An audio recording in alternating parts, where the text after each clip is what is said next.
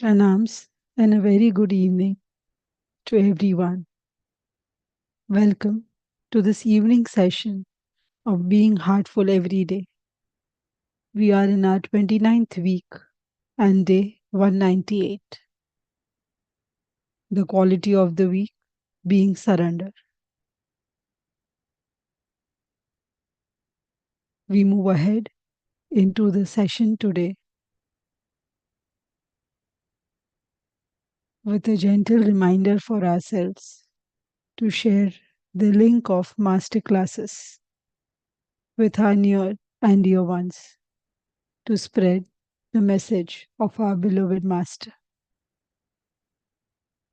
Also, to share the link of being heartful every day with our friends and family to help them deepen their practice of heartfulness.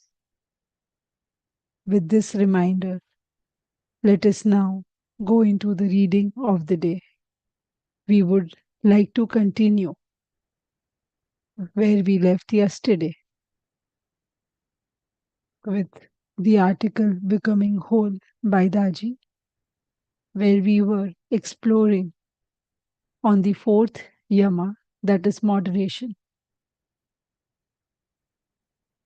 Moderation has a direct effect on our level of happiness because the spectrum of happiness to sadness is within the sensory realm. Happiness is indirectly proportionate to the number of desires we have and the intensity of those desires. Desires are created by the pull of the senses and by how much we allow sensuality to remain unchecked. Yet, through brahmacharya, the senses can become an ally instead of hindrance. A person who has reached a high level of moderation has an extremely light footprint on the earth and does not disturb anything or anyone unnecessarily. Their tone of speech becomes moderate, as do their moods, relationships, way of eating, sleeping, walking, working, and playing. There is no need to talk about work life balance or go on diets to promote healthy eating, and there is no addiction. Everything takes its rightful place. The fifth yama is non possessiveness, the principle of taking and using only what is needed. It involves self restraint and avoiding overindulgence, covetousness, and greed. Another definition is to give more than you receive. It is to live in the consciousness of abundance instead of scarcity. It means to be content with whatever the universe provides. These five yamas are designed to remove internal disintegration, bringing the denominator of the integration quotient close to zero. For this, a regular spiritual practice is vital, and in particular, the practice of cleaning, which purifies the mind of all the subconscious programs that lead to internal disintegration. Turning to the numerator of the integration quotient, we come to the niyamas. The first is cleanliness and purity. Purity is the essence of inner transformation. Inner purity leads to happiness, concentration, and mastery of the senses. The second niyama is contentment and inner happiness. Contentment is complete and natural acceptance of whatever is happening. It is the first step to creating a neutral starting point in any situation from which to move forward, even when change is required. The remaining three niyamas Refinement through self discipline, self study, and surrender to God are known as Kriya Yoga or Yoga in Action. Having worked to change our thought patterns, the results now start to express in action. Self discipline is the process of continuously refining ourselves to become the best we can be. It is our trajectory towards a simple life, an uncomplicated life, wrapped in love, starting with self love and culminating in becoming love itself. Self study is the cornerstone of psychology. It is based on the wonder of exploring the inner universe. It is also the way to reach the divine, implying that the divine is within us. When we witness all the dimensions of our being, the work of the yamas and niyamas becomes effortless because we see what needs to be removed and what needs to be cultivated. Our habits are gradually exposed, even those that are programmed deep within the subconscious. In self study, we shine the light from our center outward, illuminating every aspect of our character. With the last niyama, surrender to God, we remain in constant osmosis with God, whether we are awake or asleep, aware or unaware, active or passive. We remain in this state. In yoga, the concept of surrender is very positive. We are held, protected, and supported like a newborn baby in her mother's arms. It is a liberating, carefree state. When we offer all the fruits of our work to God, we are at peace. We take neither credit nor blame onto ourselves, as both are surrendered to God. When we have studied ourselves, purified ourselves, and refined ourselves, surrender is very simple. It is the ultimate quality, the culmination of the other qualities.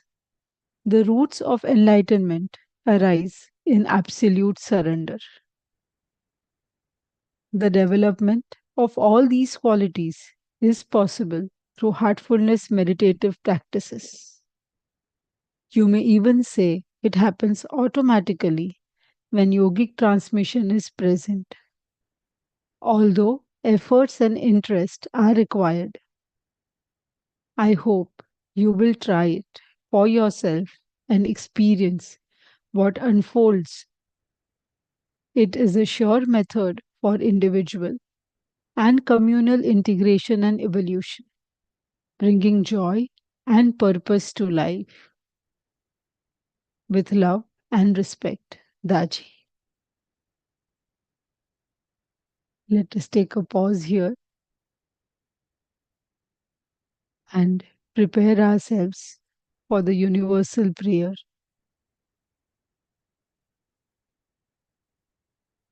Let us take a deep breath within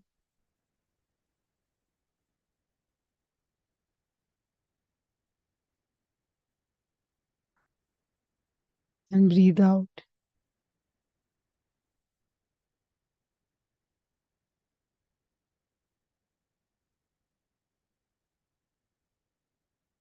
Let us take a deep breath and breathe out.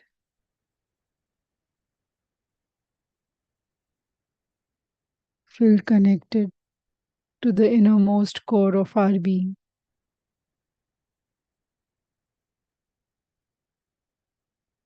And in that space from our heart, let us pray together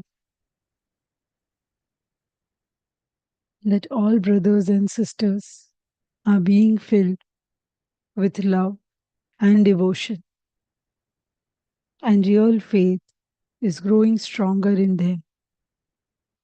आइए हम सब साथ मिलकर ये प्रार्थना करें कि सभी भाई और बहन प्रेम और भक्ति से भर रहे हैं और उनमें सच्ची श्रद्धा दृढ़ होती जा रही है।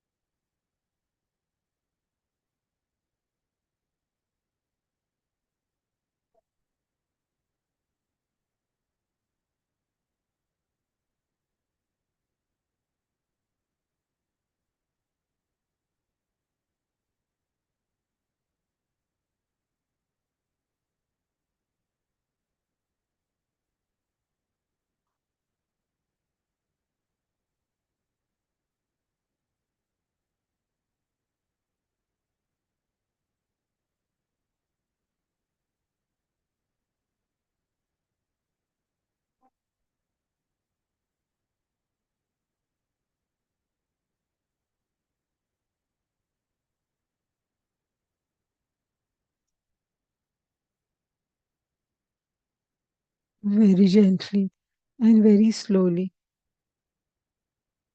come back to the present state.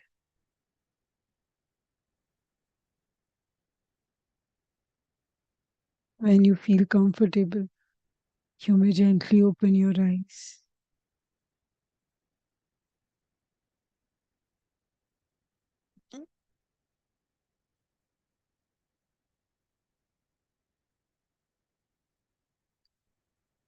We come to the closure of the session today and ending with a gentle reminder for ourselves to note down the reflection for the day that we would like to in our journals. Also, to retire to bed with our bedtime prayer in His divine remembrance. Thank you, everyone, for joining us today. See you all tomorrow at 6 a.m.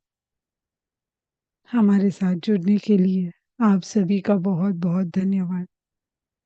कल सुबह 6 बजे फिर मुलाकात होगी। धन्यवाद।